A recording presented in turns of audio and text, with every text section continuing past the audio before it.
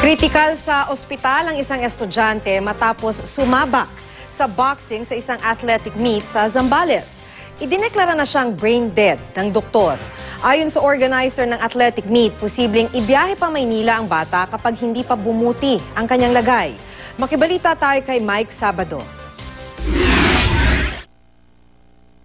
Agaw buhay ngayon ang estudyanteng boksingerong si Jonas Joshua Garcia na taga Bulacan. Idineklarang brain dead ang 16 anyos na si Jonas, 3 araw matapos sumabak sa bakbakan sa ring sa Central Luzon Regional Athletic Association Meet o CLARAA sa Iba, Zambales. Clinically brain dead pa rin siya, kaya lang the complications are starting to set in. Ngayon nag-pneumonia na siya. Although BP is okay, the respiration is okay, meron pa rin siyang heart rate hanggang ngayon. Lumalaban pa rin siya. Si Jonas ang kumatawan sa Bulacan sa naturang Sports Fest na inorganisa ng Department of Education. Ayon sa lolo ng bata, sa unang round pa lang ng laban, nagkaroon na ng kaunting pagdugo ng ilong si Jonas. Pero matapos siyang masuri ng doktor at makapagpahinga, muli siyang sumabak sa sumunod na round. Pagkatapos ng ikalawang round, nakaramdam na raw ang bata ng pagkahilo.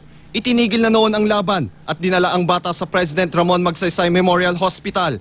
Base sa resulta ng CT scan, nagkaroon ng blood clot o pamumuo ng dugo sa kanang bahagi ng utak ni Jonas na dulot ng malalakas na tama sa ulo. Sa scale ng consciousness, 3 being the lowest, which means comatose, and 15 being tayo conscious, coherent. Yung kanya is 3, so comatose siya, no?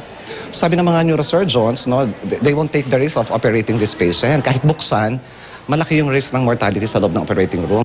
Dahil sa nangyari, itinigil na muna ang boxing sa naturang Sports Fest. Isinailalim na rin sa Psychosocial Services ang nakalaban ni Jonas. Iimbestigahan daw ng DepEd ang insidente, kabilang sa mga titingnan nila kung tama ang sukat ng protective gear na suot ng mga estudyanteng kalahok at kung nasunod ang tamang oras ng pahinga sa pagitan ng mga round. Una nang sinabi ni DepEd Assistant Secretary Tonicito Umali, sinusunod nila ang lahat ng requirements ng isang boxing match. Miyembro rin daw ng Amateur Boxing Association of the Philippines ang kanilang boxing tournament manager. Mayroon din daw naka-standby na doktor at medical team sa ringside. Matagal na raw kasama ang boxing sa sporting events ng DepEd at ito ang unang pagkakataong may nangyaring ganito.